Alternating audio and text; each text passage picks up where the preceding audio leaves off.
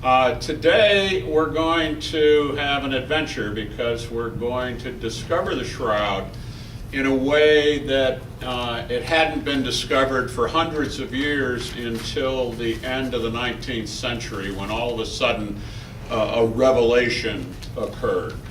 And the topic of our talk today is science encounters the shroud. And quite frankly, if you had asked a scientist in the middle of the 19th century what the Shroud of Turin was, the average scientist would say, what? They had never heard of it. In fact, probably only very religious people were particularly aware of it, because it was only displayed occasionally, perhaps 4 times a century, not very often. And of course, there would be some publicity and pilgrims would come, but by and large, it was not an object of a lot of popular attention. So we're going to look at some interesting things today. We talked last time a little bit about some of the characteristic markings that were on the shroud. You find on the shroud the image of a crucified man, quite a mysterious image actually, and a huge number of bloodstains that correspond, interestingly enough, to the account, the passion accounts in the Gospels about Jesus Christ, Jesus of Nazareth. There's a flow of blood coming from the wrists. There is a large wound on the right chest. It looks like it's on the left when you look at the shroud, but you have to remember that the shroud is like a mirror image because it was a contact image. And when it came around, it looks like it's on the left, but it's actually the right chest of the man. A large amount of blood and serum that flowed and separated along the back. And we'll take a quick look at these just sort of by way of review of what we covered last week. And then there are small doublet blood markings along the back, the calves, the chest, all over the body, which appear to be characteristic of a vicious and extended scourging. So here's a quick summary of what we saw last week. Let me try to point a few things out. The crown of thorns is more like a cap of thorns, and it produces a lot of blood on the head, the back of the head. Also, there's blood that flows in the front of the head. The doctors that have examined the wounds on the wrist, this is the wrist wound. I wish this projector was a little brighter, but there's not much I seem to be able to do about it. Those wounds indicate that the blood flowed from the wrist, and that immediately caused people to say, what's that about? I mean, wasn't Christ nailed through the hands? And a guy named Pierre Barbet, who was a forensic medical person in France, did a study, and he concluded that it was impossible to suspend a man from nails through the hands because there's no structure, and they tear through within minutes, 10, 15 minutes, and they're torn through. So then the question became, well, where was the wound? Turns out the word for hand that's used to translate from the Greek actually isn't as specific as like the palm of our hand. It's the part, the forepart of the arm. So it includes the hand and the wrist and a number of things. So it's just been an artist's interpretation. Artists who, by the way, never witnessed a real crucifixion. Crucifixion in art did not begin until about the 5th or 6th century, long after crucifixion had been outlawed by the Roman Empire. So the doctors who looked at this concluded, Pierre Barbet, for instance, concluded that the nail had been put through the space of d'estude, which is a somewhat opening between the bones in the wrist. And there's a couple of places the nail could have gone through. And they talk about that, and the doctors actually have a little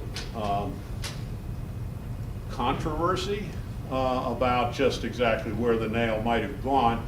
There are at least 3 locations the space of Destow, which was Pierre Barbet's favorite location, a space that a guy named Fred Zugaby, who was a forensic doctor, he thought that the nail had gone in to the base of the palm diagonally and exited through a place which would give it the structure it needed, and that the Romans would have known that. He called that space the Z space, probably because his last name was Zugaby. And then there were the other guys who, I can't remember the name right now, who thought maybe that was back a little further between where the radius and the ulna are fused. Whatever it is, it wasn't through the palm. And then we have the Roman flagrum, which consisted of several straps with small metal balls on the end, which were used to scourge people, sometimes very viciously. Some of you may have seen Mel Gibson's motion picture, The Passion of the Christ. That picture wasn't quite fair relative to the scourging. They showed Christ being scourged with what was more like a cat of nine tails, which is actually worse than the flagrum. The flagrum was intended not to inflict pain and not so much to kill anybody, whereas the cat of nine tails, used as it was in the movie, would very likely produce death if it was extended. These wounds, these little doublet wounds, are all over the back. Finally, there's a rather large wound in the right chest. Of course, again, I said it because it's a mirror image. You see it on the left here, because this is a positive of what the shroud actually looks like physically. It's actually on the right side, however, because when you put it up against you and came it back, it would look like it's on the left side, because a contact image transferring the blood would appear like a mirror image. And finally, we have, coming from this wound, which is consistent with the kind of spear, a short spear that the Romans used, the blood flowed, the spear would have entered between the 5th and the 6th ribs at about this level, and then the blood flowed down the body, but it separated into blood and serum as it was laid out on the, as the man was laid out in the tomb. Additional blood flowed from the wound and went across the back, separating out into blood and serum. And this is rather consistent to what John the Evangelist said when he described the wound as exhibiting both blood and water, because the serum looks very much like water. It's a little yellower. And there's blood in the feet that runs down, lying on the man, lying on his back on the shroud. The blood that flowed down the foot, exited the heel, and dribbled off to the side. Okay, that's kind of what we talked about last time in a quick summary fashion. You'll have to excuse me for sitting down, but my feet are none too good anymore. I'm slowly entering that degradation phase that they call old age. Despite telling everybody I'm really only 12 years old. I've been 12 for 6 times now, 6 times now, so it cycles. Today we're going to focus on science. Part of the reason for that is, frankly, you wouldn't be here had it not been for the science. You would probably never have heard of the Shroud of Turin. The science has been staggeringly successful in terms of getting people interested in the shroud. We have a large cabal of people who believe it's authentic. Some of those are accused of being true believers, as though there's something wrong with that. Excuse me. There's another bunch on the other side who are sort of true dissidents, who will be skeptical I mean, if Christ got up off the shroud and walked up and said hello to them, they would probably say, "You're a mirage," or "I must have had too much marijuana this morning." So whatever it is. And then in the middle, there are people that are kind of like me. I'm one of those people who is a scientist. My background is in science, and I'm kind of a show me kind of guy. I want to know, what is this thing? I call this an enduring mystery because after hundreds of thousands of hours of research by hundreds of scientists, nobody can tell me how an image got on this cloth. What's more, when you see all of the characteristics of the image, I think you'll understand how difficult a problem it is. Now, there are many other perspectives on the Shroud of Turin, and we'll touch on some of those as we continue the course. Next week we're going to be talking about history, but today we're looking at science. And science discovered the shroud on a very specific date and time. The shroud was being exhibited on the occasion of a royal wedding. The shroud was owned at this time and had been owned for a very long time, since the 15th century, by the House of Savoy, which was the house of the King of Italy. And there was in fact, the king who died in, I think, 83 or thereabouts, was in fact getting married in 1898. That can't be right. 1898 to 1989. He'd be an awful old king, wouldn't he? We'll have to check that one. But anyway, there was a royal wedding going on, and for the first time, photography was still young. For the first time, a photographer was asked to take a picture of the shroud. You have to understand a little bit how difficult that was, because remember, this is 1898. Electrical lighting isn't around much. I mean, to get electric lighting, they had arc lamps. Any of you ever seen an arc lamp? Arc lamps they put electricity on both poles of two large carbon rods, and they bring the carbon rods close together until they start arcing, and that creates light. It also creates sputtering and nasty stuff, and that's all they had to light. The shroud itself was behind glass. It was inside a cathedral. Secunda Pia was not a professional photographer. There were no such thing, basically, as professional photographers. There were only people who were very, very accomplished hobbyists, because this is the kind of camera you had. Secunda Pia's camera was like 2 feet, a 2-foot cube wooden box, and you had to make your own film. You did this by getting a glass plate, and in a dark room you would coat the plate with light-sensitive chemicals, let it dry, put it in a carrier that was completely light-tight, and then take it to your box, where you would slide the carrier into the box and then pull the carrier out, leaving the glass plate behind. You would then manually open the lens and with a watch make your exposure for 5 or 6 minutes. Because film, this wasn't film. Actually, I was reminded the other day that very shortly there will be people who don't know what film is, because nobody's camera now works with film. So, and the result is they won't know what a negative is. So I may have to change my presentation on the shroud. So this all happened on May 28, 1898. Secunda Pia, who was a lawyer in regular life, was permitted to take a picture of the shroud, and he took his plates back to his darkroom. And in the darkroom, as the plate emerged from the developer, this is what he saw.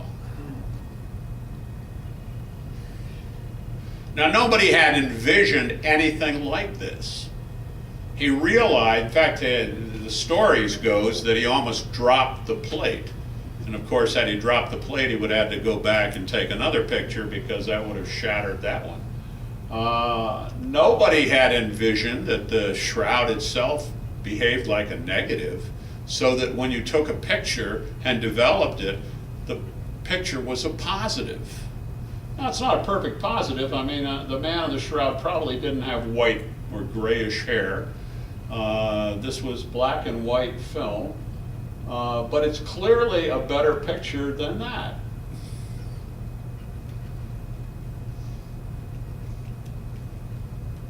So you can imagine that Secundo Pio was pretty amazed. And so was everyone else. It produced a total sensation. In fact, it produced such a sensation that it attracted the attention of scientists. A group of scientists at the Sorbonne in Paris, and you have to forgive my French pronunciation. I'm a good German and don't speak French very well. So there are a few words in French that come along, like Yves Delage. This was a very prominent biologist in the Sorbonne, and a member of the French Academy of Scientists, and he had an international reputation. He was encouraged by these pictures to study this phenomenon. How is it that an image got on a linen cloth that was a negative? And he got a young instructor of science named Paul Vignon involved, and he and a group of associates took up the study of the Shroud of Turin, and they studied it for about 3 years. So for 3 years, Paul Vignon and his associates studied the shroud, and they did all kinds of things. They did experiments. They tried to create images. They took human beings and coated them with paint and pressed cloths on them, and they couldn't get anything that looked the least bit like the shroud. And they concluded that the impression on the Holy Shroud are produced by chemical action. Why chemical action? Well, the problem was the image exists in places where the cloth clearly wasn't touching the body. So it can't be entirely a contact image. It has to have some action at a distance. And when you think about it, how many action at a distance phenomena can you think of? Well, Paul Vignon thought that maybe this is a man who had been tortured, he had sweated a great deal, he had bled a great deal. He may have been washed in the tomb before he was laid on the shroud, and so there would be moisture, and the moisture would carry chemically reactive materials up and down from the body, falling from the body and rising if there was any kind of draft, up to contact the cloth and possibly induce a stain. That was the only thing he could come up with. They presented their findings in 1902. Delage presented the findings to the French Academy of Sciences, and they concluded that the shroud was not a painting. Now, regardless of historical documents that say it is, there was such a historical document, and we'll talk a lot about that next time because it's a fascinating document, and it is one of those many little fascinating side trails that the shroud has involved in it, because it tells us as much about political intrigue as it does about the shroud itself. It's a negative, the reason it's not a painting is there isn't any pigment. It's a negative image. Well, we can see that with Secundo Pio's picture, but the fidelity is beyond the ability of Renaissance artists. You have to understand that art at the time that we know the shroud existed in Europe had still not developed an understanding of perspective, vanishing points, or any of the modern things that we normally associate with art. The the techniques of art simply weren't up to the level of imagery of the shroud. There's no signs of artistic preparation. That means the cloth wasn't sized. The cloth looks like untouched linen almost everywhere, except mainly in the bloodstain areas. So they concluded that the image is an imprint of a human corpse produced by the action of some natural forces they didn't really understand, but they presented a theory, and their physical theory of image formation was called the vaporograph theory. And that'll come back to bite us a little bit more a little later in the talk, because there aren't very many theories that make any sense out of the image of the shroud. So here's how the vaporograph theory works. Febrile sweat covering the unwashed body contains urea, which changes to ammonia and releases ammoniac vapor. This ammonia, which is in relatively low concentration, comes up and interacts with a mixture of spices that included aloes on the body and produce staining vapors that produce stains on the cloth. Because the vapors rise vertically in the humid air trapped between the body and the shroud, you maintain a reasonable degree of resolution, and the stain is graduated on the receptive surface this is Vignon, according to the contours of the body. Now, Vignon couldn't really do the whole experimental deal, but he took a shot at it, and I'll probably show you those the week after next.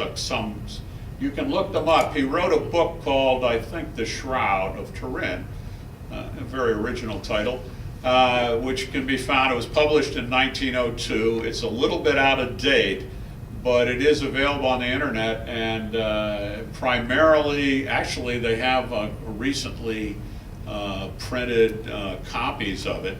You can also get original copies when the English translation, and from these bookstores that'll sell it to you for a penny and $4 shipping, because there appears not to be much demand for the first book. The second book I can't seem to get. I've been trying to get his second book, which was printed around 1938, and I saw one, and it was $130 they wanted for it. And I gulped and said, well, I don't think so. I don't want it that much. I mean, it is out of date after all. Then I told my wife, and she said, well, you should have bought it. She's always helpful that way. So I went back and I looked, and it had already been sold. So it was the only one out there. So if anybody sees that one, I'm now permitted to spend $130 on it if it shows up again. Now, Vignon in that book, the 1938 book, and the reason I would like to have a copy of it, presented a theory that he developed when he was trying to understand if the shroud was authentic, then wouldn't there be some sign in history that the image on the shroud had impacted Christian art, for example? And interestingly enough, he found that up until about the 5th century, there were very few representations of Christ. In fact, I think there's only one that I'm aware of, in which Christ is shown with a beard.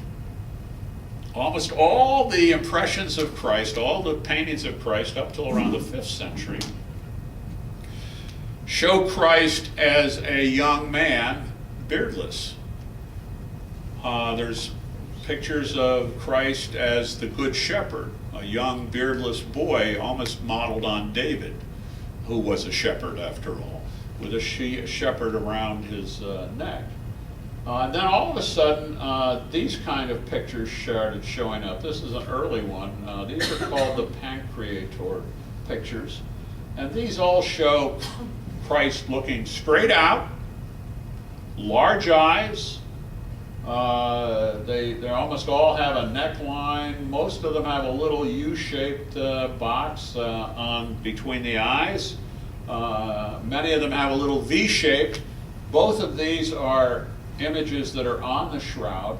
And in all, Vignon collected 15 indicators, which he called markings, the Vignon markings, which he considered indicators that this art had influenced the shroud. Now you can obviously argue back the other way and say, well, maybe somebody faking the shroud looked at the art and collected a bunch of marks and put them on the shroud. I mean, that's the trouble with those kind of arguments. It's kind of like, does CO2 increase warming, or does warming increase CO2?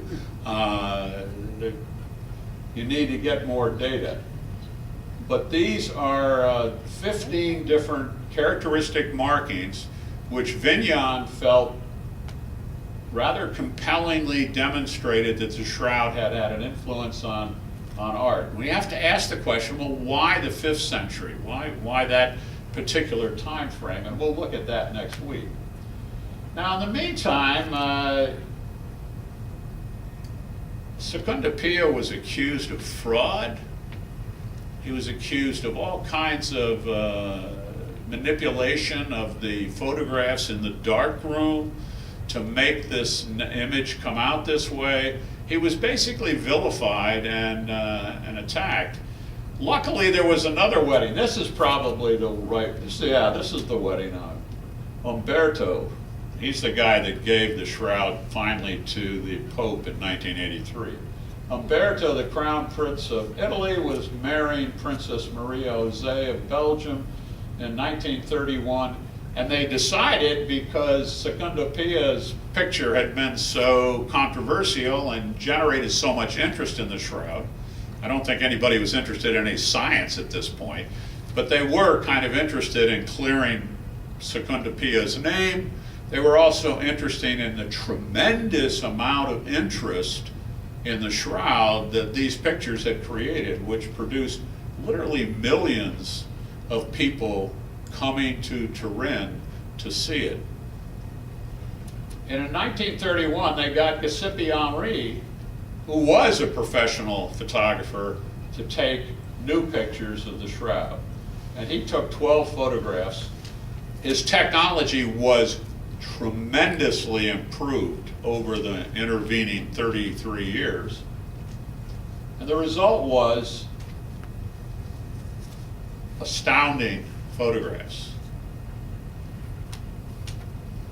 Photographs that completely exonerated Secondo Pia and were far better than Secondo Pia's photographs had been. And they showed, and these are the photographs that I first saw, only I saw them projected using glass slides and a glass lantern slide projection, which this doesn't begin to give you the full appreciation of how detailed these images were. They were spectacular, just beyond, really beyond belief. And that a young boy, let's see, how old was I? I was 20. I guess I wasn't that young a boy, but I was 20 in 1962 when I first saw this. And I was blown away by these pictures. And they actually stimulated in me a lifetime interest in the Shroud of Turin. These are, of course, the negatives. These I would tend to call these Henri 31.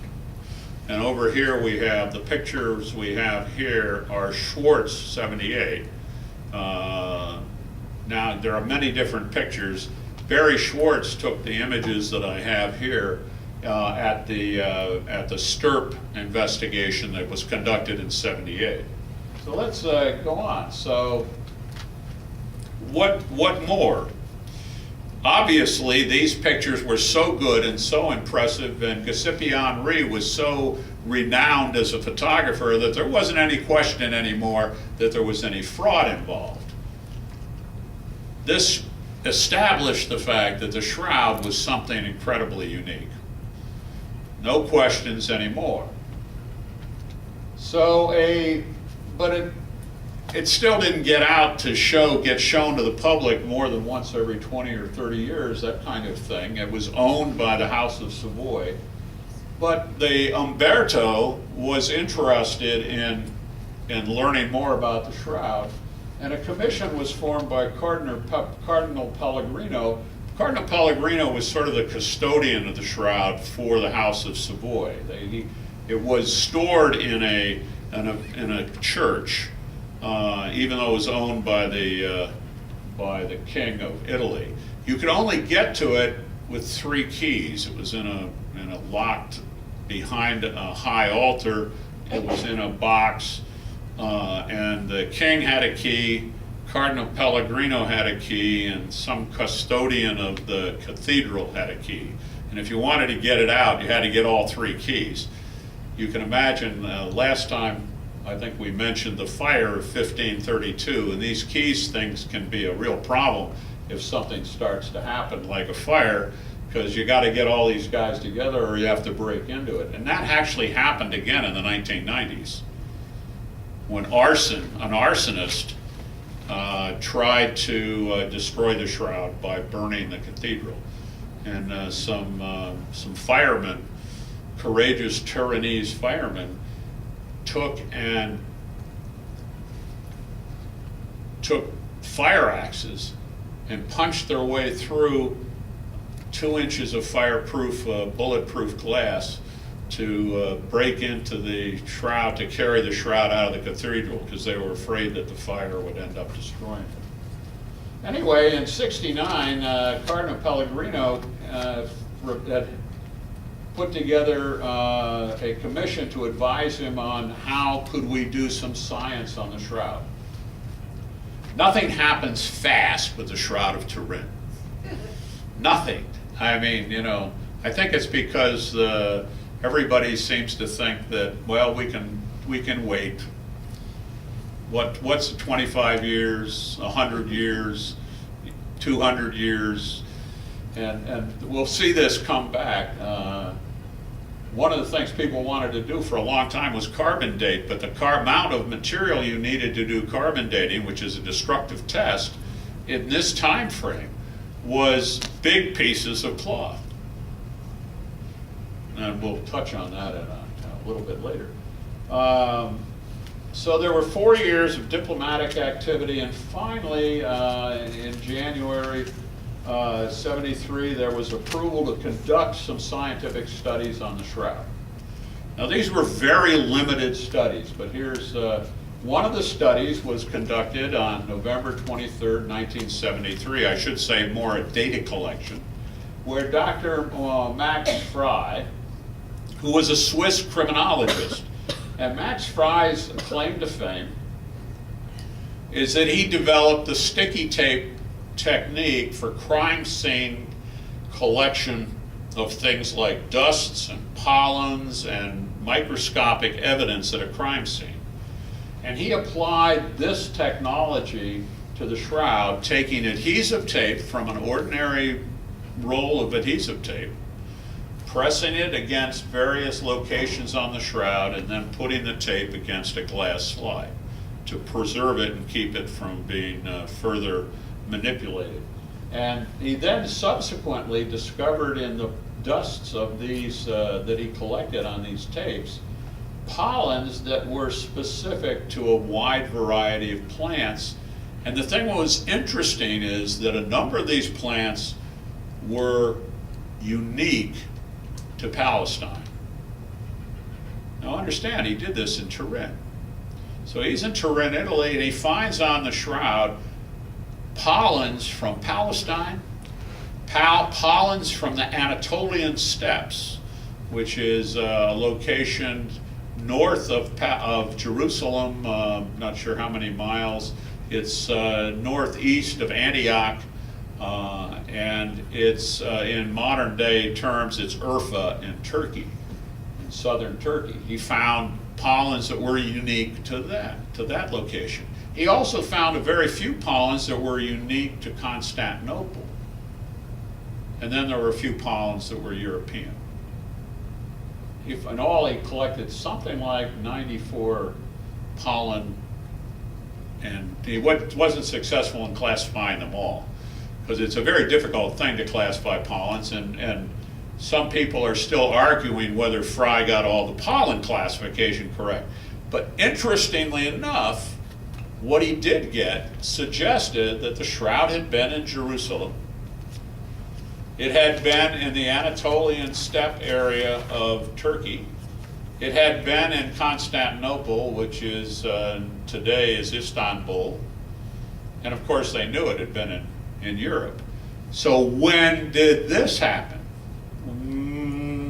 Come next week and we'll talk about that. Meanwhile, so here's the pollen stuff. Here we go. Jerusalem, Edessa, here's Antioch, and here's Constantinople over here. So pollen's from here, here, and here.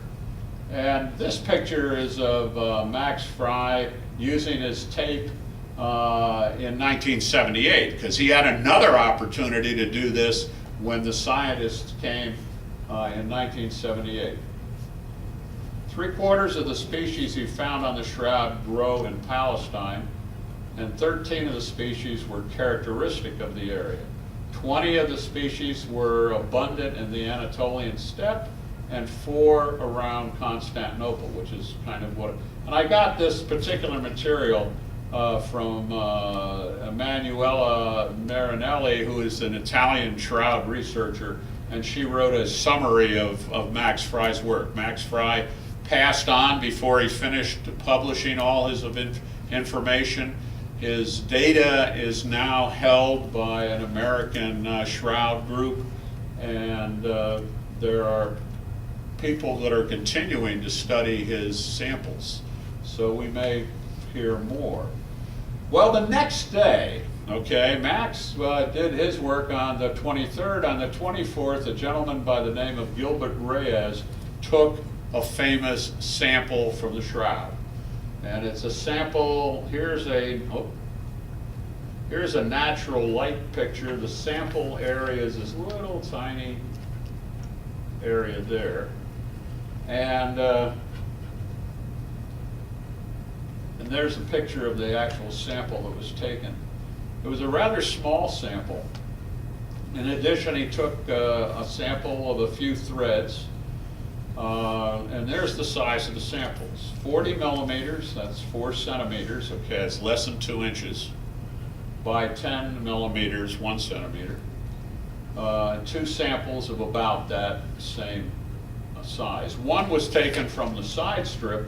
The side strip extends all the way up the cloth from one end to the other, and it's about 3.5 inches wide, and nobody knows why there's a side strip. Trust me, this is weird. The side strip is really weird. There's at least 3 theories about the side strip. It's original. It was cut to help wind the body, and then reattached later. And I forget what the third theory is, but this is the shroud in transmitted light. It's interesting that you can see make out the sample a little bit because it transmits light. Now, right adjacent to this sample that Reyes took is where the 1988 carbon dating samples were taken. And I would like you to notice that there's some discoloration in this whole area relative to the rest of the shroud. And we don't know exactly why, but there is some suspicion that it may just because when the shroud was exhibited, all people were holding it from that edge. And that's one of the theories about it, that it was there, that there were reinforcements so that when the shroud was exhibited, it wouldn't tear. That was another side strip theory. Okay, so now in '73 we had some science, not very much, but a little bit. Now there's another fella who got fascinated by reading a book about the shroud, a guy by the name of John Jackson. And I think I mentioned John last time. He is widely known as the Pied Piper of the shroud. And I didn't remember where I got that title, and then I reread John Heller's book. Somebody came today and showed me they had gotten a copy of John Heller's book, The Report on the Shroud of Turin. That is a great book on this very topic we're talking about today. John Heller, bless his soul, is dead, but he was an accomplished scientist. and he sucked Alan Adler, who was another accomplished scientist, into shroud work. Both of them did monumentally complete blood studies on the shroud, using samples that were taken at the 1978 science. But this is sort of the origin of that science work. John Jackson, who couldn't talk to anybody without showing them pictures of the shroud and getting excited and enthusiastic and telling them about the science he was doing on the shroud, and wouldn't they be interested in doing science on the shroud with him, and the next thing you know, he just sucked people in. And he and Eric Jumper both got posted to the Air Force Academy. He had known Eric at I think Los Alamos, because he had been previously working at either somewhere in the Albuquerque region. And the two of them basically single-handedly did a lot of shroud studies. And what do? How do you study a 14-foot cloth that you can't get your hands on? All you got is some photographs. Well, one of the things you can do is make one, and that's what they did. They got 14 feet of cloth, and they projected the pictures on the cloth, and they duplicate the stains on the cloth, and then they started looking for Air Force cadets who were the right size, who were willing to volunteer to lie on the cloth and let the cloth be wrapped around them to see whether that would produce something interesting. And what it did is produced, what Jumper says is, there was really only one way to correctly wrap the body in the cloth and make everything work, which was an experimental confirmation that whatever the shroud was, it was entirely consistent with having once wrapped a body, because the topography was correct. And we'll see some examples, some other examples of that. But Jumper said there's only one way to correctly wrap the body. So you had to get somebody that was the right size, wrap them up, and away you go. Now, they did some other things, and one of the things that they did that was very interesting is they discovered that the shroud's information was three-dimensional. Now, I forgot that I had to be able to mouse this thing. So I'm going to go over here and mouse my display. And this is an image from the VP8 image analyzer. Whoops, that didn't work. How am I going to do that? Let's see.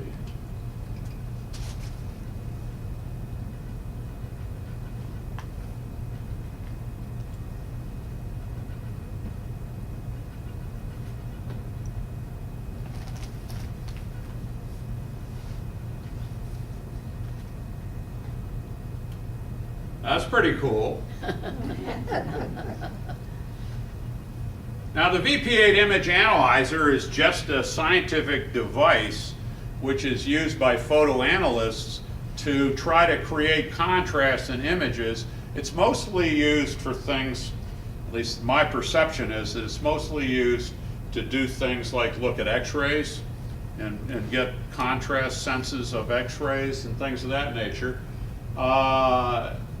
Here we demonstrated with a piece of passive technology that was not designed to do anything with the Shroud of Turin, that shroud information that Paul Vignon said was three-dimensional was three-dimensional.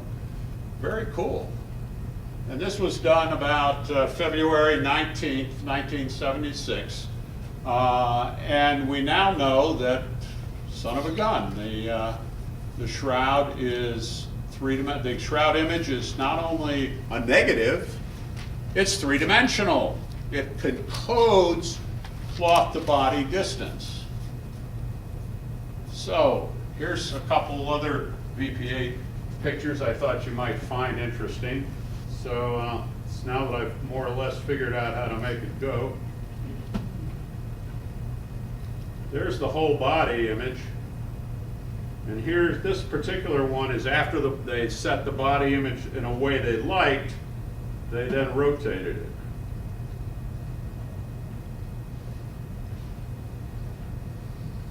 So it's pretty good three-dimensional information. There's a lot of noise in it because of the burns and because of other artifacts.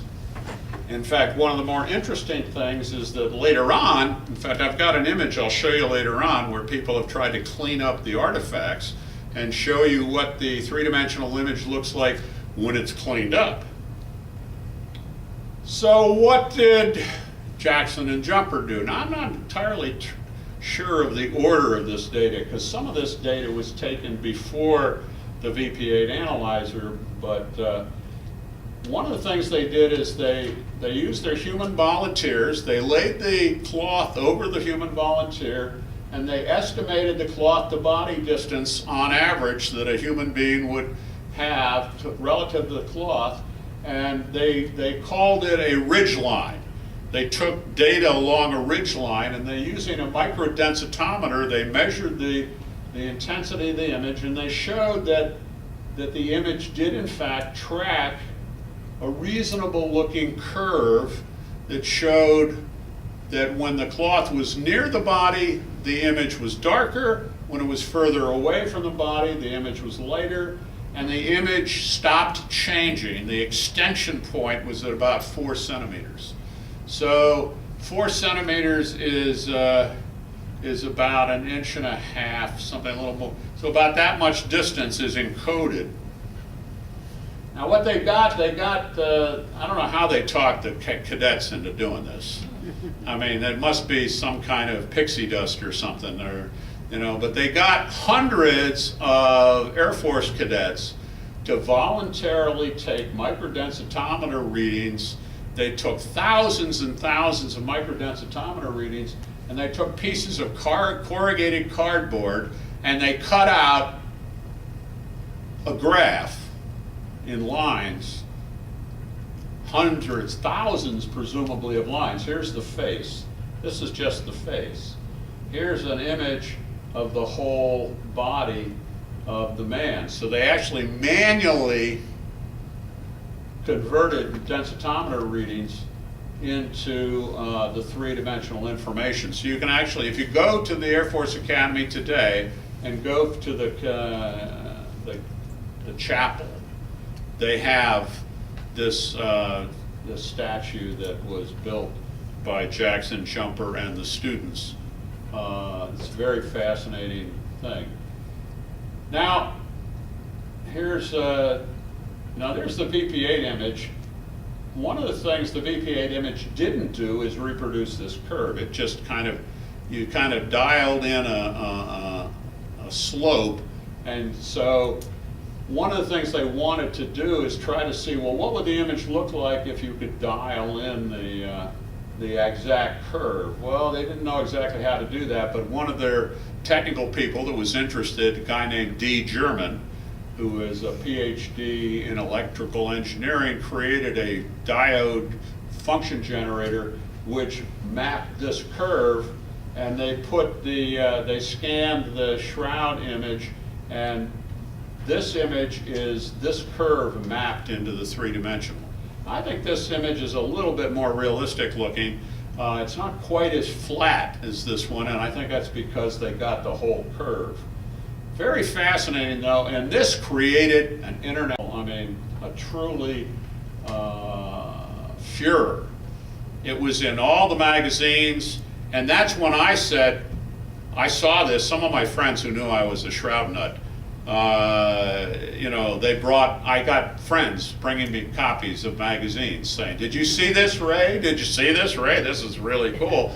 And that's when I realized that, son of a gun, you could do science on the Shroud of Turin. I'd never thought about it that way. I'd seen the glass slides. I knew you could take photographs. I knew it was three-dimensional. That's really cool. But science? Let me show you. This image here is a little movie that I took at the 2008 Columbus Shroud Conference when Petrus Soons, by the way, this is Petrus Soons, and this guy is Pete Schumacher. Schumacher is one of the guys involved in the VPA. So these two guys are really into three-dimensional shroud images. Let me show you my movie. Now you might hear some noise too because I never did figure out how to turn that off. But because this is a video I took at the conference. It's a very short video.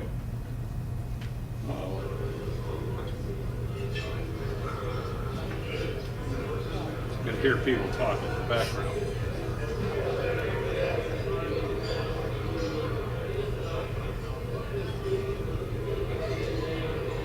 Now there's some missing image. There's places where the image isn't present. And they didn't fill anything in to... Definitely some creative license there. They remapped what?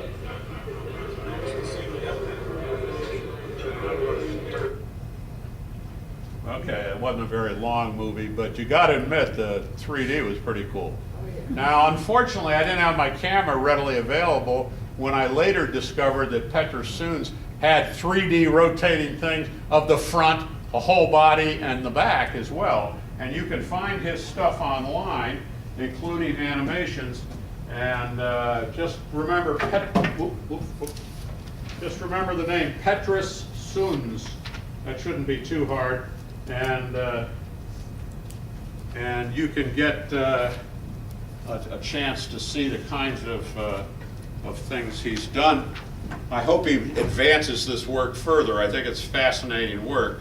One of the things I'm very interested in doing is scanning the shroud image and filtering out all the things that are not image. And then with the remainder, trying to apply 3D studies. But I'm kind of lazy and I don't know when I'll get to that.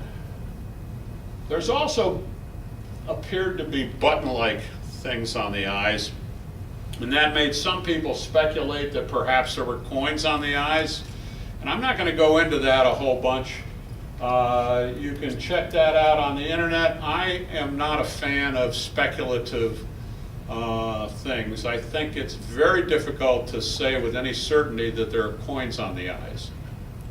I would not completely rule it out, but I'm not sure the evidence is compelling.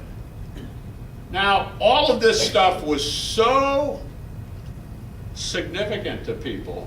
I mean, it was producing all kinds of publicity that the people at the Holy Shroud Guild and the people even in Europe kind of started noticing that something was going on. And they ran a conference in 1977 in Albuquerque and produced a conference proceedings. Now, when I say they ran a conference, this was a conference on the cheap.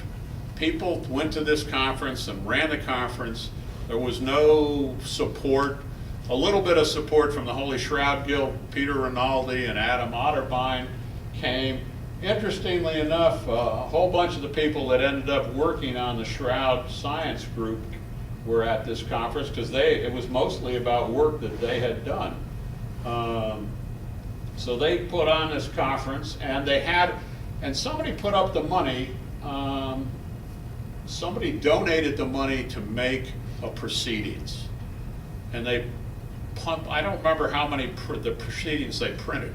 That's actually the first scientific document I ever got on the Shroud of Turin, because I had written an article about the Shroud for a little local parish kind of newspaper function kind of thing, because I was interested in the Shroud. And I sent a copy to the Holy Shroud Guild just on a lark. And I got Father Adam Otterbein got a hold of me. He must have motivated an awful lot of people. And he sent me a copy of the proceedings. Later, they took these proceedings to Turin, and they were so interested in the proceedings in Turin that it was the kickoff of the 1978 STIRP conference. Now, they got indications from Europe that it might be possible for the American scientists to get access to the Shroud. Wow. Nothing guaranteed, you understand, but maybe Well, that was enough for John Jackson and the team. They got working on it. They didn't have any money, they didn't have any organization, they didn't have a plan, and they didn't have any equipment. And they only had 5 months. But they got cracking, and Eric Jumper suggested that since they didn't know whether they'd even be able to get in to see the shroud, and they didn't know how much time they'd have, maybe they should do it kind of like NASA did and design a series of experiments in blocks. And so they designed experiments in 12-hour blocks, 12, 24, 36, 48, all the way to 96 hours. And they didn't even know they'd be able to get to see the shroud. Now, Tom D. Mulhala of the Nuclear Technology Corporation heard about these guys, and he's kind of an entrepreneurial guy. He went to one of their meetings, and he was an organizational kind of guy, a scientist, manager, and he looked at these guys and he saw, these are highly respected scientists from many prestigious institutions, but they didn't have a manager in the lot. And they didn't have any money, and they didn't have any organization, they didn't have a plan, and they didn't have any equipment. And de Mulhala thought they were nuts. But then he sort of caught the infection too. He must have taught to John Jackson. And the next thing you know, he was organizing a 501c kind of tax-exempt corporation for him. He designed a table to mount the shroud on if they got a chance to test it. He started soliciting equipment from donations from manufacturers of equipment. They organized a dry run on Labor Day weekend of '78, even though they still hadn't even got approval to go. And they arranged for a mock shroud to be created. Remember the mock one that they rolled over the students? This was a better one. They put it all together in less than 5 months. And when you read the history, that's why John Heller's book is so interesting, because it talks about a lot of this. You have to wonder after a while whether there weren't some guardian angels or something running the show, because nothing happens this way. D. Mulhala had a guy who worked in his finance department. He said, well, let's get a 501c. And the guy said, it takes 1 year to 2 years to do that. You can't get that. They got it in 3 months. Nobody knows why they got it in 3 months, but they got it in 3 months. So in 1978, the American scientists got an opportunity to do the only significant, huge amount of science that's ever been done on the shroud. 1978, the STIRP team shows up in Turin. They almost didn't go. Why didn't they almost go?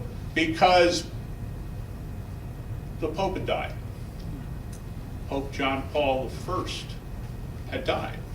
And they weren't sure that they'd be able to see the shroud. They didn't know what was going to be happening because the Pope had died. And they had actually been told that it might be canceled. But only John Jackson was told, and John talked to Eric Jumper about it, and they decided to keep it secret from the group. Because they'd have enough experience with these characters in Turin to know that maybe tomorrow it'd be different. So they just kept it secret because they had so much preparation ongoing. They had $2.5 million in donated scientific equipment to make these tests. They had poured many hours of thinking into developing a scientific plan, and they were going to go to Turin, and they still didn't have approval to do any tests whatsoever on the shroud. None. Except it was being considered. So they came to Turin. Two things happened that were really interesting. One of them was all of their equipment was seized by the Italian customs. And because one of the devices had a radioactive material in it, not very much radioactive material, it was some kind of a sensor that required a radioactive material to do some initial ionization. I don't want to get into the kind of technical stuff involved, but it wasn't significant. But because of that, it had a radiological symbol stamped on the case. And the Turinese customs people saw that and said, "Blah, radioactivity," and they impounded everything. And they wanted a lot of money to get it out of impounding. They wanted to prove, and they said they wouldn't be able to release it for maybe a month.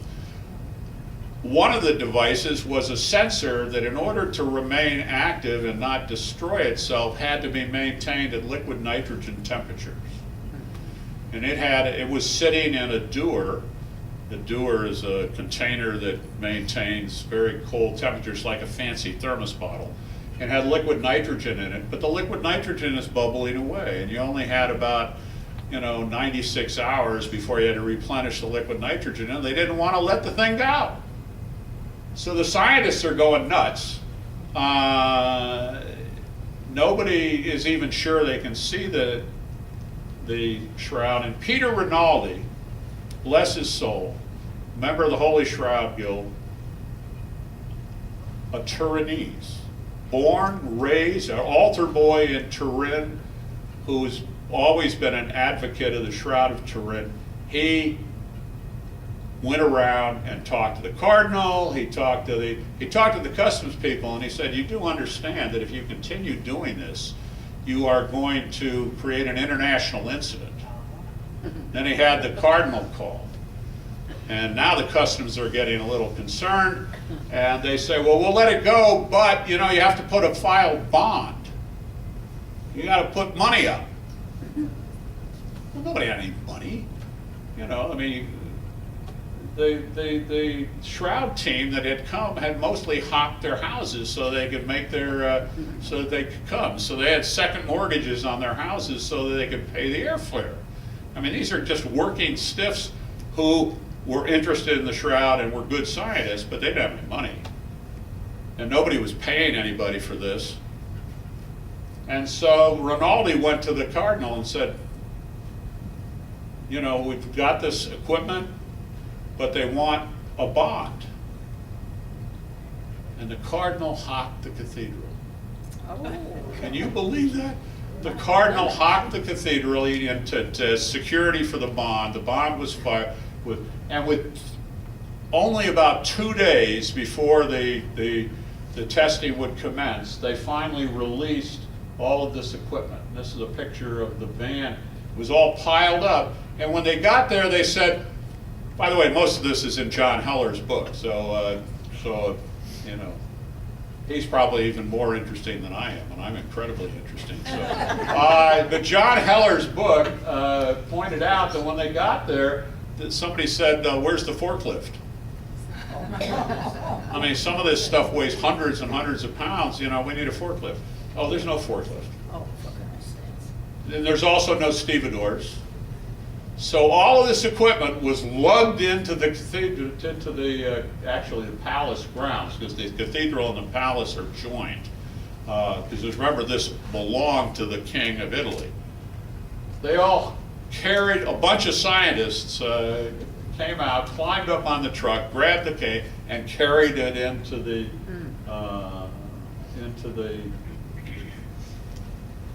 palace. And some people say they'd never seen some of these guys work so hard in their whole life, carrying all this equipment. Well, what did they do? Well, they had put together the most immense battery of tests, primarily focused on the idea that the Shroud was some kind of an exotic painting, and they were going to expose it as a fraud. I mean, it was a reasonable supposition on their part.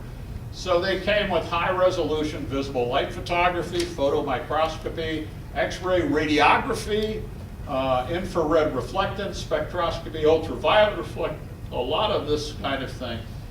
Visible narrowband and wideband photography with filters where you take multiple exposures through narrow filters in order to get spectroscopic images.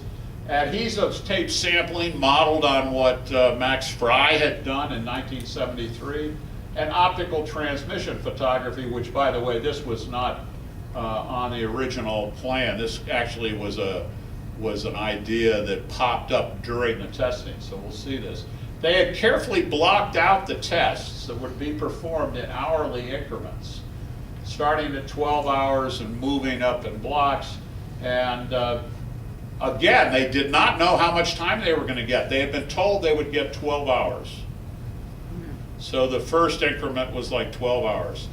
And then there was a group called the Centro that was actually trying all the time, trying to keep the American scientists from getting a chance to work on the shroud. That appears to be what their agenda was. They were exposed and complained about to Cardinal Palestrino not by the Americans, because that might not have worked, but by, in fact, some of the people that were pro the scientists. And the next thing you know, the Cardinal said, how much time do they need? And he gave them 120 hours, 5 days. And these guys studied the shroud for 5 days, catching 2-hour cat naps the whole time, Charlie. And it was an amazing, amazing thing. They did photomicroscopy. This is Mark Evans. I have 32 of his, we'll see a few of his, he took, this is a shot at 6.3 magnification. This is a shot at, I think, 54. And this is a high resolution shot of an image fiber that was taken from an adhesive tape sample of an image fiber. And you'll notice how the image is, the fiber itself is pristine. It's just slightly golden.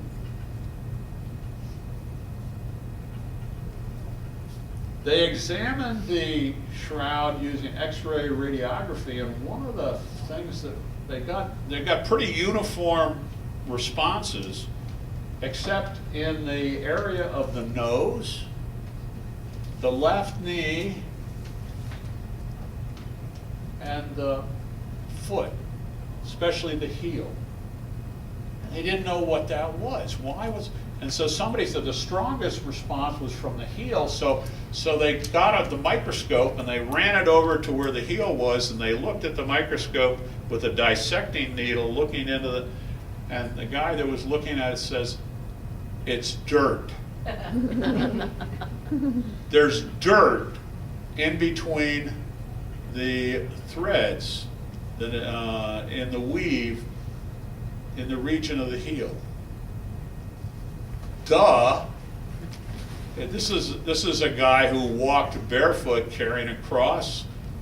Would he have dirt on his feet? Yeah, probably.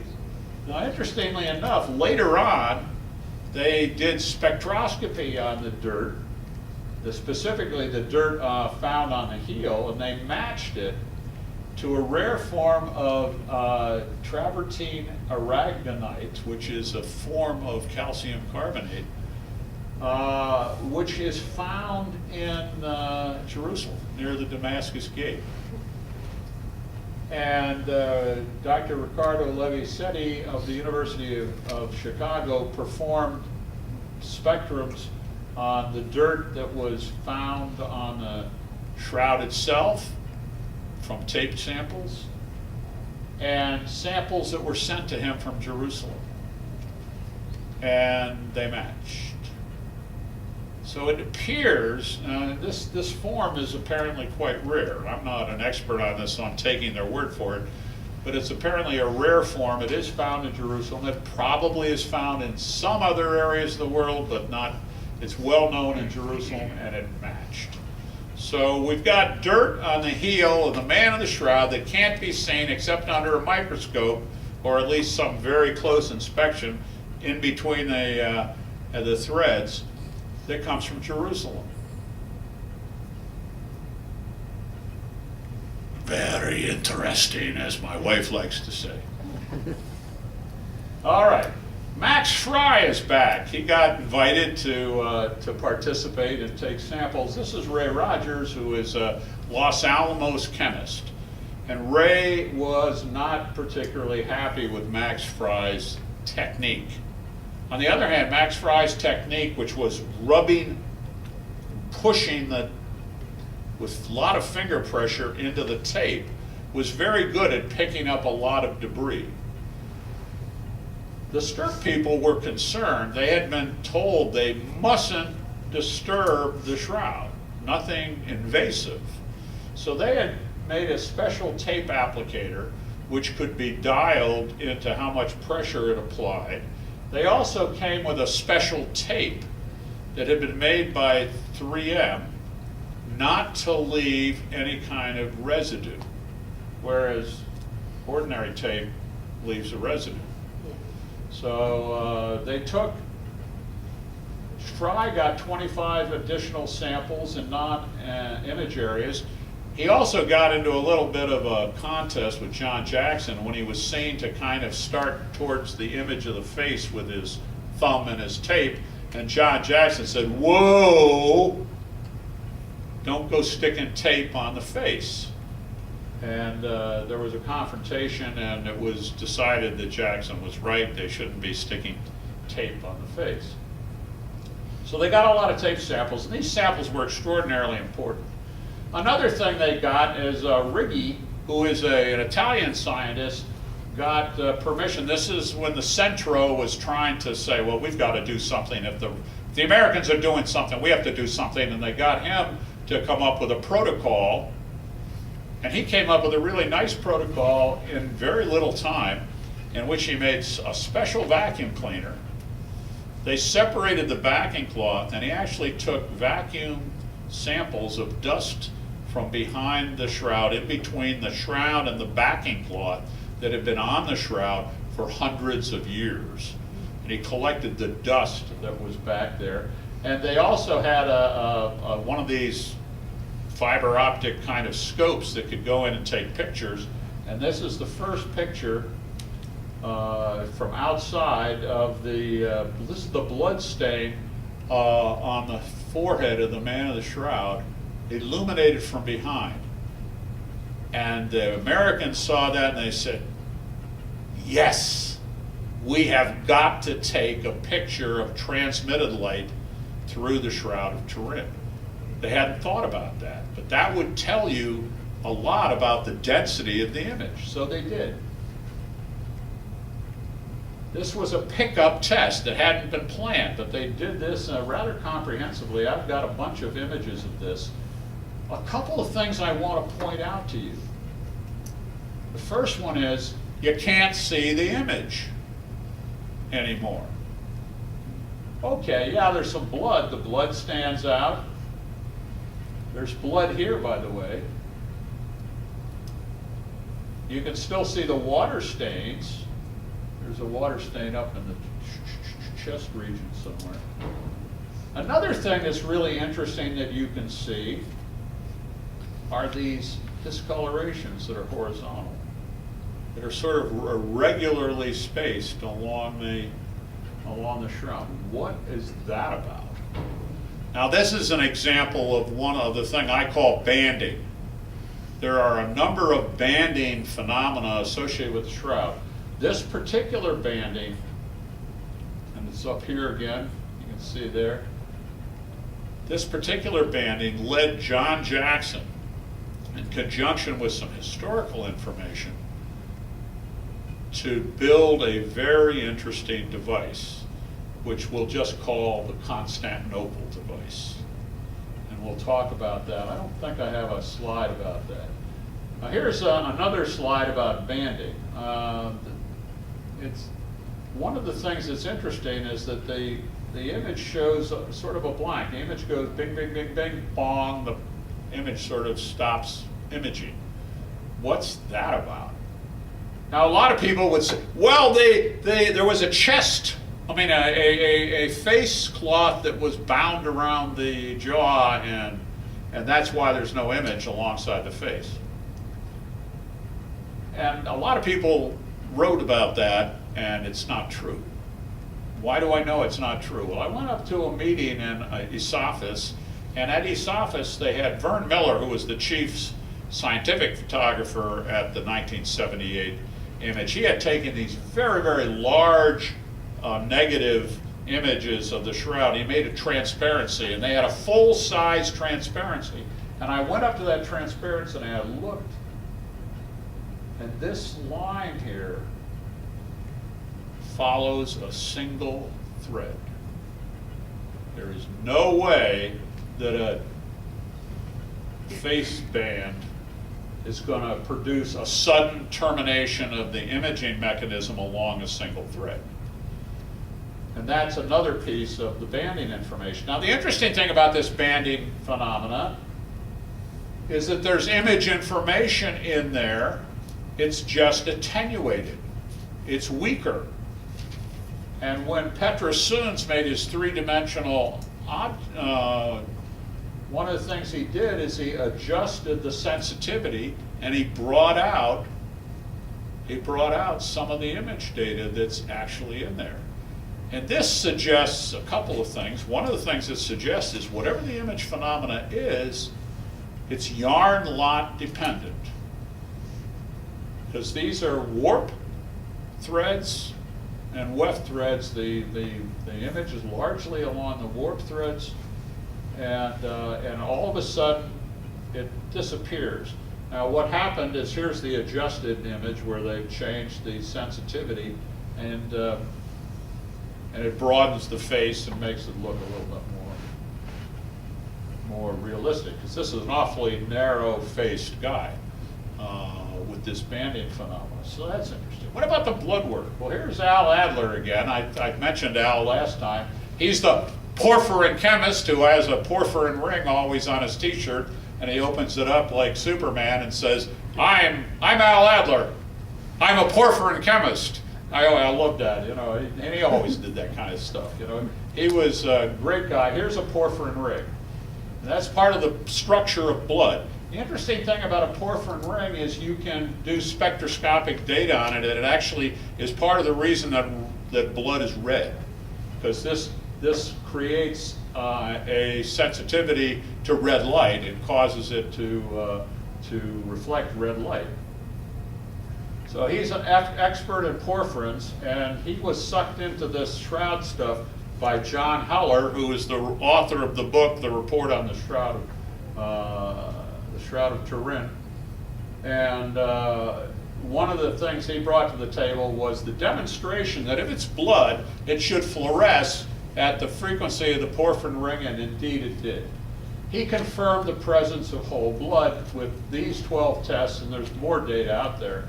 There was high iron in blood areas, and this was demonstrated by X-ray fluorescence. It has blood as indicative of the reflection spectra, photometric transmission spectra identified it as blood, chemical generation of characteristic porphyrin fluorescence, the porphyrin ring gets blood, positive hemochromogen tests. I'm a physicist, I'm sorry. I don't know what that is, but hemo has something to do with blood, right, you know? Positive cyan methaglobin tests. All of this is talked about, to some degree at least, in Heller's book. There's also some papers that Al Adler wrote that are very informative. All of these things indicate that it's blood. Many of them demonstrate not only is it blood, but it's at least primate blood. And then some data that was taken by European scientists, they ran a whole spectrum, they got more blood. These tests were all done on microscopic samples captured by the adhesive tape technique. So these are done on micro samples, tiny samples. And it was the guys in Italy had discovered the blood was AB, typed AB. They don't know there's positive or negative, it's typed AB.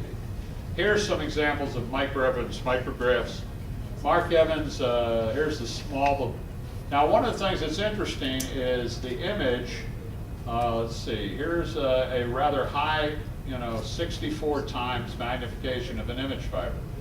Notice that the image color is very slightly yellowish, and here's clear cloth. So this is image, this is clear cloth.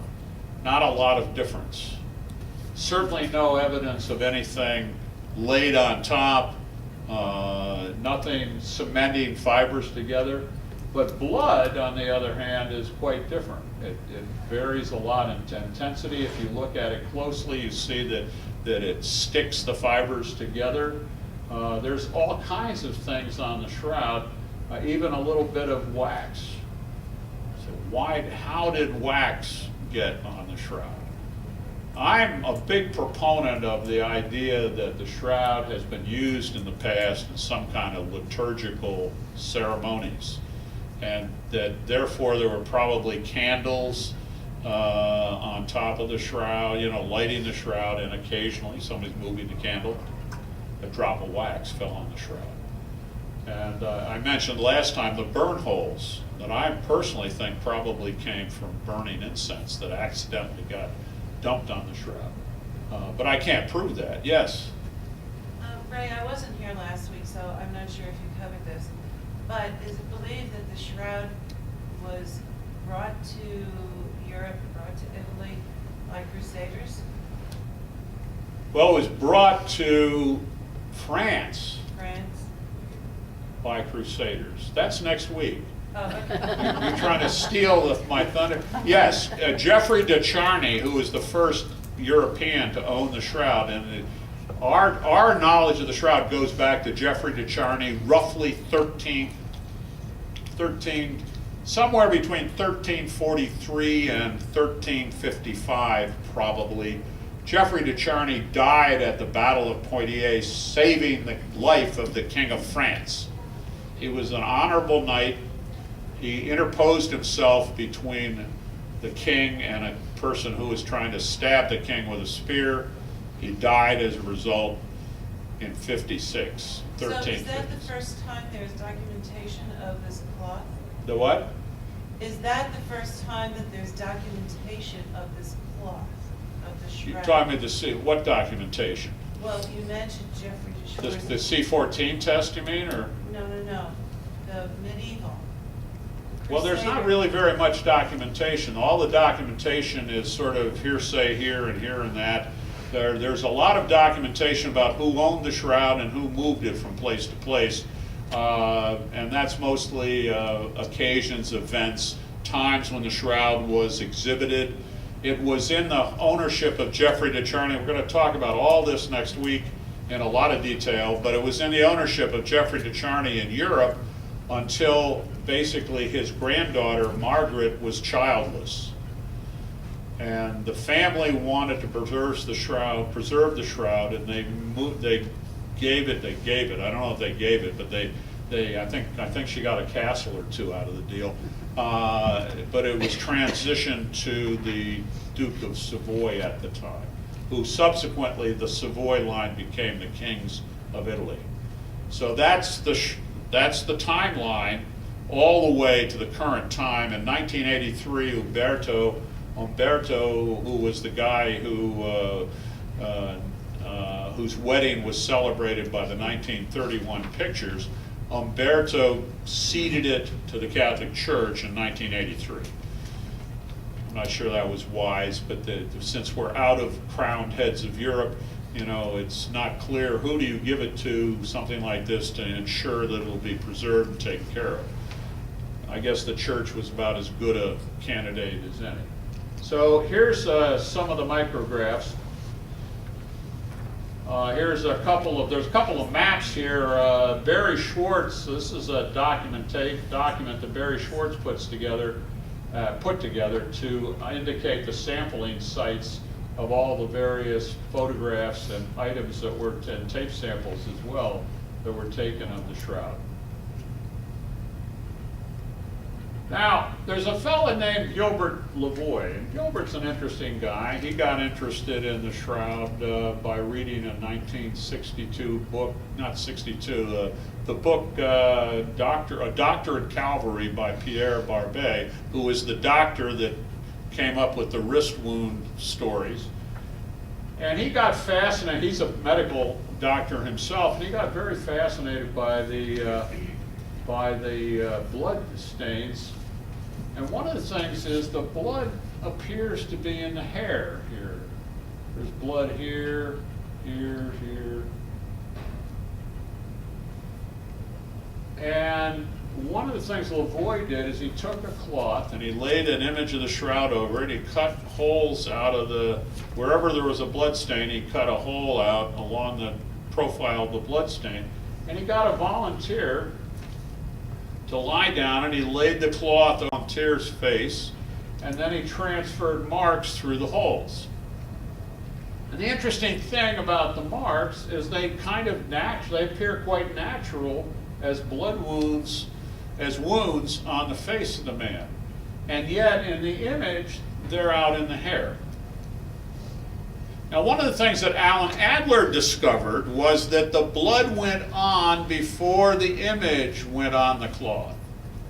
How did he discover that? Well, he had all these little tiny threads. They're not even threads, they're fibers from the surface of the threads from the sticky tape samples, and he took some of the ones that were covered with blood when he was collecting his data to do the blood work, and he washed the blood off. And every one, now he didn't wash it off, he put a reagent on the blood which resulted in the blood going off into a solution that he was using for testing. And what remained behind was a perfectly white fiber. No image fiber was found underneath the blood. And he had lots of fibers. I mean, not lots and thousands, but, hundreds. And he did this a number of times, and in every case, there was no image under the blood. And he concluded from that the blood must have gone on the cloth before the image went on the cloth.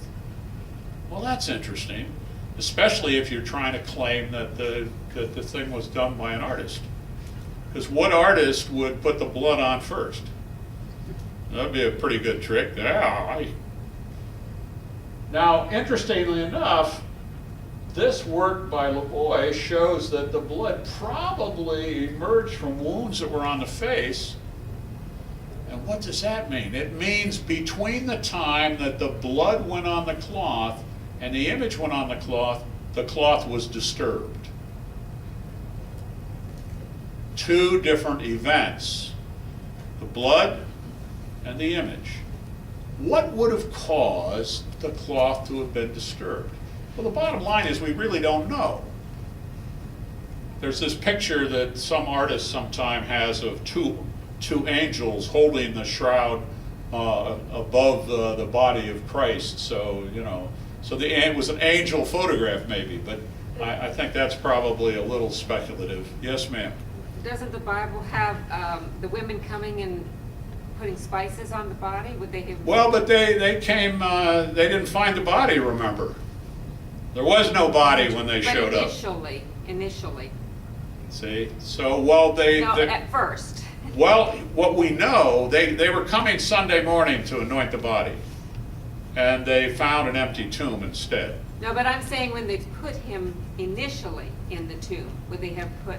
When the what? When they first put him in the tomb, would they have put spices on the body then? Well, they might have at a time. You got to remember, Christ died about 3 in the afternoon. Sunset was about 6. You had to be in and out of the way by sunset. So what had to happen in the 3-hour interval is somebody had to go to Pontius Pilate and say, we want to take the body. And Pontius Pilate said, oh, is he dead? And then they sent somebody to the body and they stabbed him with a spear. Meanwhile, somebody had to go find a shroud because it says that the shroud was bought. By the way, that's an interesting question. Where do you find a shroud the day before a high holy day in Jerusalem that's 14 feet long and a fine 3-in-1 twill? Which is normally a kind of material used to make garments. Didn't it come from Joseph? Make burial shrouds. That's a very interesting question. Not only that, but they've rounded up, Nicodemus showed up with 100 pounds of spice. So you're right. Now my theory, and it's pure speculation, forgive me, they took the body to the tomb, they laid the body in the cloth, wrapped him loosely because they knew they were going to be coming back. They didn't want to, go to a lot of trouble, but they may have moistened the cloth or moistened the body to try to kind of clean him up a little bit, because after all, he was pretty much a mess. I mean, if you look at the doctors and the forensics, he would have been totally covered with blood. Most of it, much of it dried.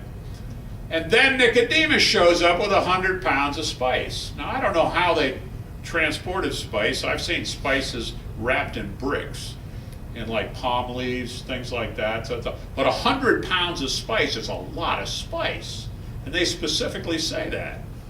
Now, it wasn't 100 pounds. I wonder what the original Greek is. I don't know, because I don't think they use pounds. But what would you do with the spice? Would you lay it at the bottom of the body? Why did they bring the spice? They brought the spice because they wanted to deter the bodily decomposition, so that when the women came to the tomb after the Sabbath, they would not find a body that was in really advanced stages of putrefaction or something of that nature. So what would they do with the spice? They would pack it next to the body. How do you pack it next to the body when the body's covered with a cloth? Well, you lift up the side of the cloth and you shove the spice in. What would that do? That would tend to flatten the cloth. And then, like if they put spices in next to the head, next to the body, what would it do? It would tend to flatten the cloth. That's just a speculative theory, but it fits sort of the data that we have. We know they brought 100 pounds of spice. And it was a different event, because Nicodemus didn't, I think Nicodemus showed up with the spice at a different time than Joseph of Arimathea showed up with the cloth. So there is a story you could put around this that would make it somewhat plausible that there would be an occasion for disturbing the cloth. Okay.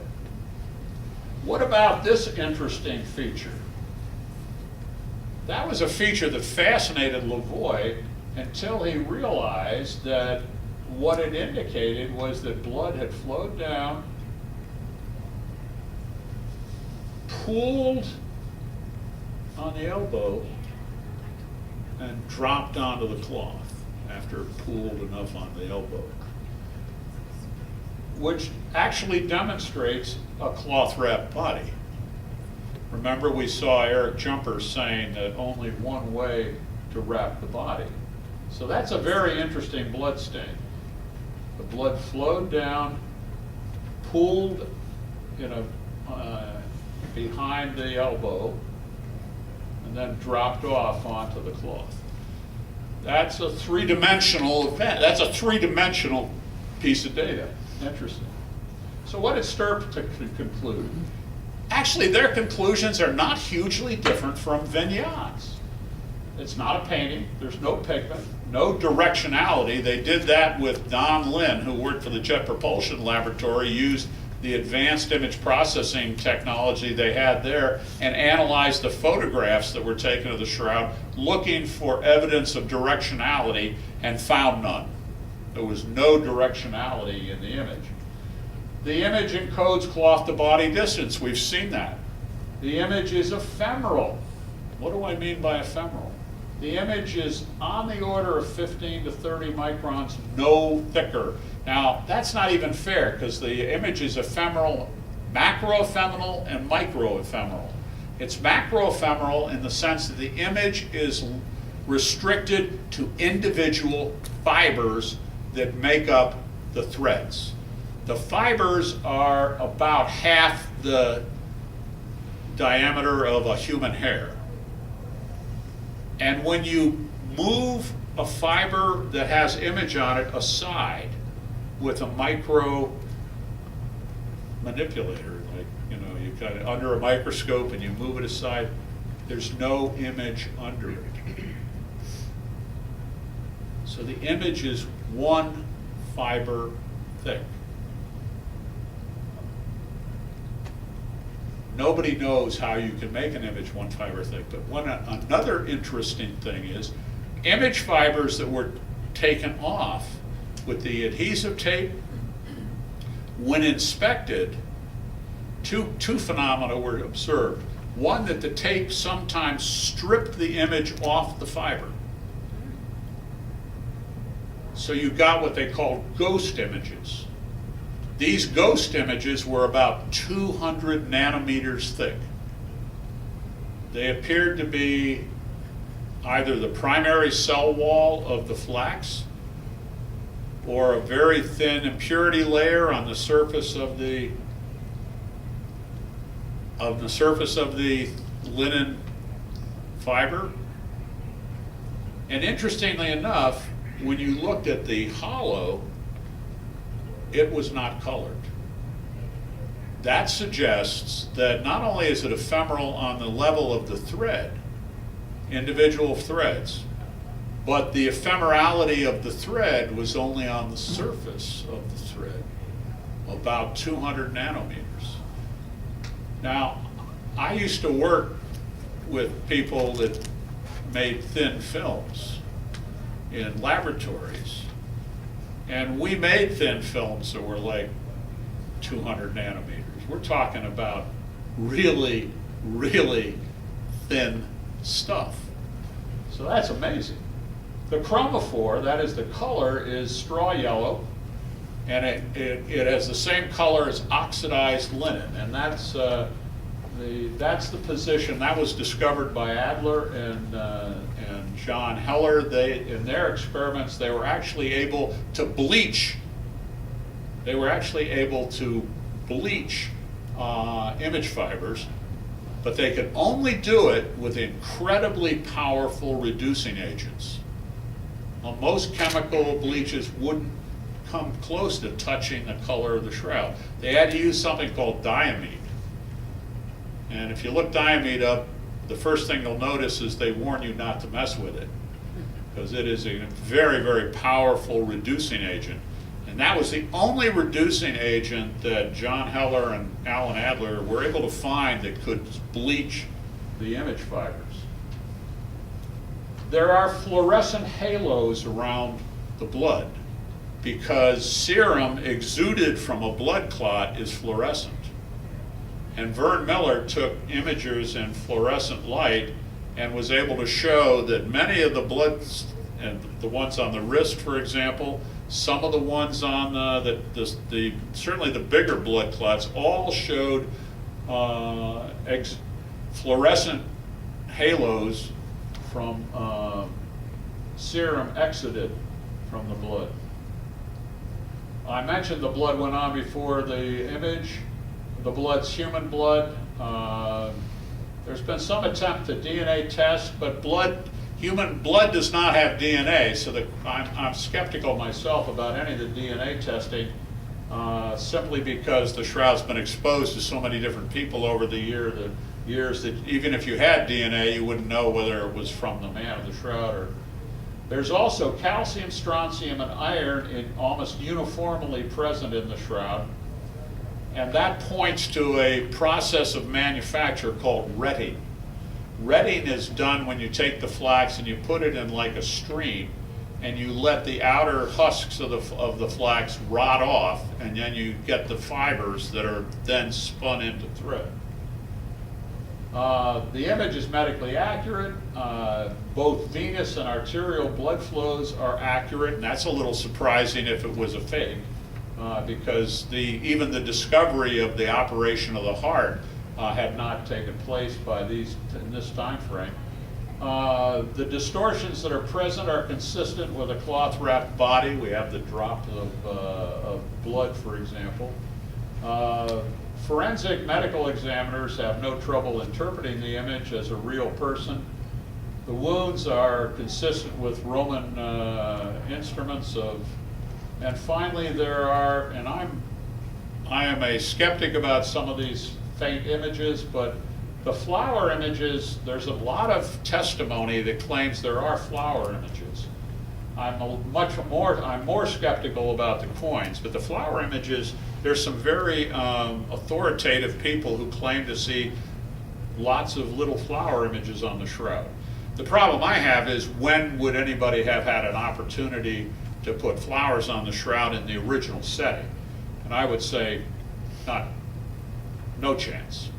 No chance in the original setting. They had a couple of hours to get Jesus buried before the beginning of the holiday, the Passover. They didn't have a chance.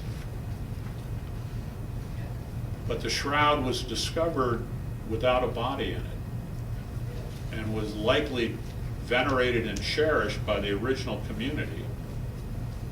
and they may very well have laid flowers on it in the course of some form of liturgical practice, which might explain other things that are on the shroud. So that's possible.